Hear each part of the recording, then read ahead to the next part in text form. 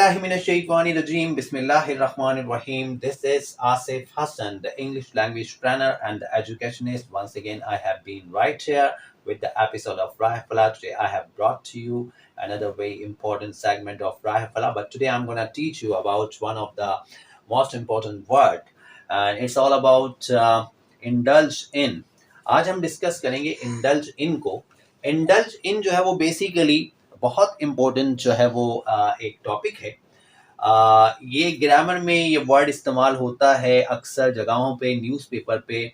मैंने देखा है कि ये वर्ड लिखा हुआ आ रहा होता है, बहुत सी कॉम्पोजिशन में लिखा हुआ आ रहा होता है, और ख़ास तौर से it is used to show the negative action in sentence. ख़ास तौर से ये जो है वो जब भी इस्तेमाल होता है, इसमें जो है वो नेगेटिव एक्शन दिखाई देता है. तो इसका मतलब बेसिकली अगर जानना चाहेंगे आप, तो मैं बताना चाहूंगा कि इसका मतलब है get involve in bad activities. It is used to show negative action in sentences. अच्छा, इंडल्ज इन से मुराद ये है कि ये एक वर्ब है. अगर देखा जाए तो ये वर्ब का काम करता है. इसकी अगर हम सेंटेंसेस की फॉर्मेशन की बात करें तो इसको आज हम जो है वो यूज कर रहे हैं सिंपल प्रेजेंट में. किसमें यूज कर रहे हैं? सिंपल प्रेजेंट में हम इसे इस्तेमाल कर रहे हैं. सिंपल प्रेजेंट से मुराद सिंपल प्रेजेंट यानी प्रेजेंट इंडेफिनिट, जिसके हेल्पिंग वर्ब डू और डज होते हैं. ही शी इट के साथ हम डज लगाते हैं. आई वी दे यू के साथ हम डू लगाते हैं. सिंगुलर प्रोनाउन के साथ आपको पता ही है कि डज लगता है, और प्लूरल के साथ जो है वो डू लगता है. तो आज हम सबसे पहले इसका फॉर्मूला देखेंगे. फॉर्मूले में आप देख सकते हैं WH वर्ड आया, उसके बाद प्लस आया, फिर हेल्पिंग वर्ब आया, फिर प्लस आया, फिर सब्जेक्ट आया, उसके बाद हमने लिखा इंडल्ज इन, और फिर प्लस के बाद हमने जो है वो ऑब्जेक्ट का इस्तेमाल किया. अब इसकी फॉर्मेशन मैंने एक एग्जाम्पल भी दिया है, यहाँ पर देख सकते हैं आप. इंफॉर्मेटिव जुमला है. WH वर्ड के जितने भी जुमले होते हैं उसको हम जो है वो इंफॉर्मेटिव जुमला कहते हैं. Why does he indulge in bad activities? क्यों वो शामिल होता है बुरी सरगर्मियों में. अच्छा, ये नेगेटिव सेंस के लिए इस्तेमाल किए जाते हैं सेंटेंसेस. तो उसके बाद फिर मैंने ये आप देख सकते हैं नीचे लिखा है मेक 5 सेंटेंसेस.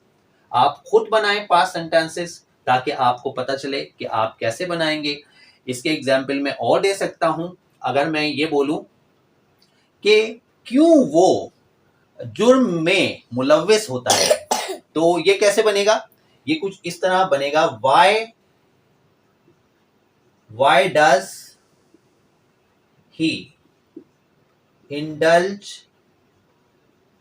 in crime? या क्राइम, सिर्फ क्राइम कर दें. Why does he indulge in crime? क्यों वो जुर्म में जो है वो मुलव्विस होता है, उसमें जो है वो पाया जाता है उसे करते हुए. तो इंडल्ज का इस्तेमाल बहुत ज़्यादा किया जाता है. न्यूज़पेपर में भी अक्सर ये आ रहा होता है. Why does he indulge in crime? क्यों वो जुर्म में जो है वो मुलव्विस होता है, शामिल होता है. तो अब ये जैसे चाहें आप इसको जुमले बनाएं. ज़रूरी नहीं है कि आप वाई के ही जुमले बनाएं, ठीक है ना. अगर हम ये बोलें कि for what does he indulge in bad activities, तो ये भी हो सकता है. इसी तरह इसका इंटेरोगेटिव देख सकते हैं आप. इंटेरोगेटिव में क्या आएगा? डज या डू आगे आ जाएगा, फिर सब्जेक्ट आ जाएगा, फिर इंडल्ज आ जाएगा, इंडल्ज इन आ जाएगा, फिर ऑब्जेक्ट की जगह पर ऑब्जेक्ट. जैसे भी जुमला होगा आपको एक फॉर्मूला बता दिया गया, तो उस तरह से बन जाएगा. तो अगर मैं चाहूँ तो इसको जैसे चाहूँ बना सकता हूँ. यानी मेरा मतलब है कि मेरे जहन में कॉन्सेप्ट्स होने चाहिए, और कॉन्सेप्ट की बुनियाद पर हम जो है वो इंडल्ज इनका इस्तेमाल कर सकते हैं. उसके बाद नेगेटिव में आप देख लें. नेगेटिव के आप पहले क्या करेंगे? पहले इसके 5 जुमले बनाएंगे, आपकी प्रैक्टिस हो जाएगी. उसके बाद क्या करेंगे? फॉर्मूला आपके सामने, helping verb, subject, indulge in, और फिर ऑब्जेक्ट, और फिर 5 जुमले आप जो है वो इंटेरोगेटिव के बनाएंगे. इंटेरोगेटिव का मतलब है सवालिया जुमला. सवालिया, जैसे कि आप देख सकते हैं सवालिया जुमले को कहते हैं. और मैंने लिखा हुआ भी है इंटेरोगेटिव. उसके बाद मैंने यहाँ पे लिखा है make 5 sentences on your on. खुद बना सकते हैं आप, लेकिन अगर मैं चाहूँ तो आपको एग्जाम्पल भी दे सकता हूँ. एग्जाम्पल बहुत सिंपल सा हो सकता है आपके लिए.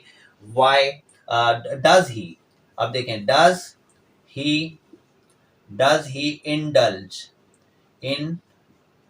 indulge does he indulge in sin, क्या वो गुनाह में मुलव्विस होता है, ठीक है ना, या गुनाह में इन्वॉल्व होता है। इंडल्ज का मतलब बेसिकली क्या है, ये देखें आपके सामने लिखा है get involve in bad activities, या किसी बुरे काम में शामिल होना। डज ही इंडल्ज इन सिन, क्या वो गुनाह में मुलव्विस होता है, गुनाह में शामिल होता है, तो ये इंडल्ज का इस्तेमाल किया जाता है।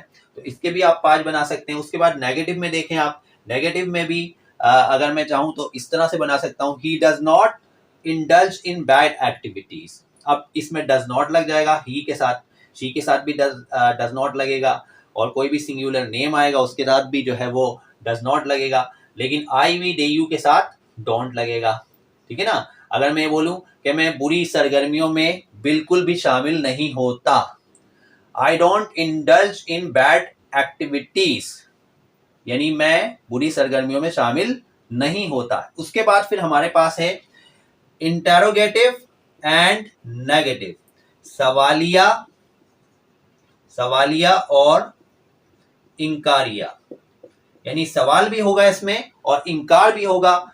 जैसे कि इंफॉर्मेटिव के आप 5 बना लें, फिर इंटेरोगेटिव के जो है वो 5 बना लें, उसके बाद नेगेटिव के भी मैंने आपको जो है वो बताया कि किस तरह से बनाए जा सकते हैं, तो आप 5 बना लें। फिर इंटेरोगेटिव और नेगेटिव, सवालिया और इंकारिया के भी 5 सेंटेंसेस आप बना लें, तो ये आपकी प्रैक्टिस भी हो जाएगी और ये आपके लिए बड़ा फायदेमंद साबित होगा, और इससे आपको जो है वो इसका कॉन्सेप्ट समझ में आ जाएगा। तो ये क्लास लेने का मकसद यही था। मैंने देखा कि बहुत से स्टूडेंट्स को प्रॉब्लम हो रही थी इस वर्ड में, खास तौर से इंडल्ज में। इंडल्ज जो है वर्ड, उसके अंदर प्रॉब्लम हो रही थी। तो इसका मतलब क्या है, इसका मतलब है get involve in bad activities, it is used to show negative action in sentences. तो ये बात आपको बताने के लिए आज की क्लास मैंने ली, इस वजह से ली ताकि आपको पता चले कि इसका कॉन्सेप्ट आपके सामने जो है वो क्लियर हो जाए। आज आपके सामने एक कॉन्सेप्ट में लाया हूँ। I hope you would have enjoyed this class.